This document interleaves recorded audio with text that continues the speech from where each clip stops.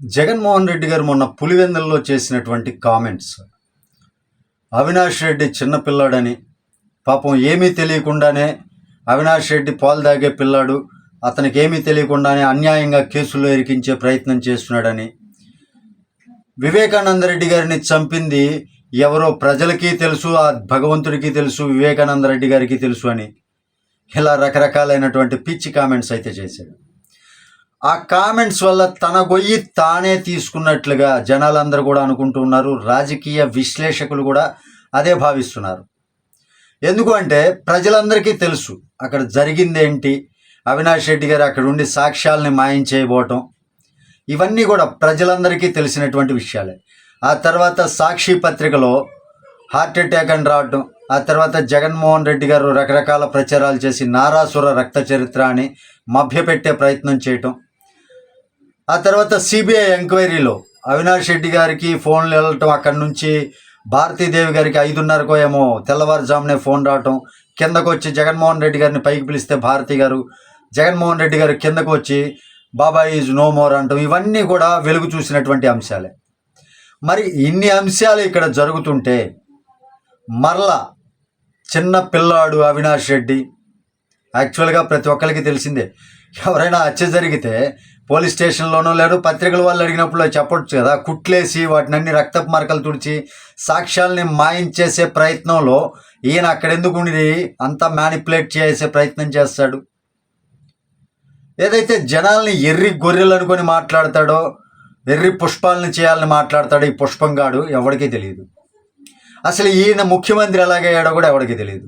ఏదో ఒక్క ఛాన్స్ అది ఇదని మభ్యపెట్టి చేశాడు తప్ప, జనాల్ని మోసం చేశాడు తప్ప, ఏదో ఒక్క ఛాన్స్ ఇద్దామని ట్రై చేశారు అంతే, రాజశేఖర్ రెడ్డి మీద ఉన్న అభిమానంతో, అంతే తప్ప వేరే ఏం లేదు. అయితే జగన్మోహన్ రెడ్డి నీకు దమ్ముందా నిజంగా? నువ్వు నిజంగా కడప బిడ్డవేనా? కొన్ని అనుమానాలు చాలామందిలో అనుమానాలు ఉన్నాయి.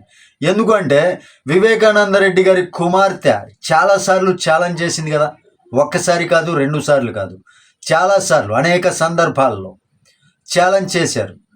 దమ్ముంటే మీ పత్రిక అయినటువంటి సాక్షి పత్రికలోనే కూర్చుందాం, డిబేట్ పెట్టుకుందాం, ఎవరు చంపారు ఏంటి అనేది నేను మాట్లాడే మాటలకు నీకు సమాధానం చెప్పే దమ్ముందా అని అడిగారు. మీరు మొన్న పులివెందుల్లో ఈ చేసినటువంటి కామెంట్స్ తర్వాత కూడా సునీతారెడ్డి గారు, వివేకానంద రెడ్డి గారి కుమార్తె ఇదే అడిగారు, నీకు దమ్ముందా, సాక్షి పత్రికలో నేను డిబేట్కి రెడీ, మీరు వస్తారా అని. మరి మీరు ఎందుకు రావట్లా?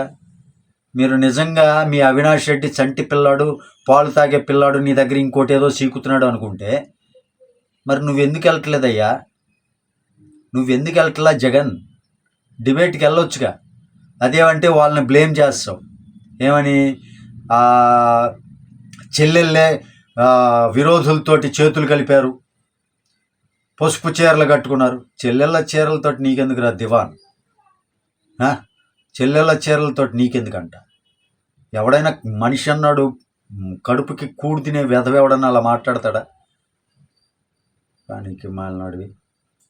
డిబేట్కి నువ్వు సిద్ధమా? జగన్, నువ్వు అసమర్థుడివి, నువ్వు భయస్థుడివి. నీలో నిజంగా దమ్ముంటే సునీతారెడ్డి గారు డిబేట్కి పిలుస్తున్నారు, పద డిబేట్కి వెళ్ళి కూర్చో. నీలో ఆ దమ్ముందా?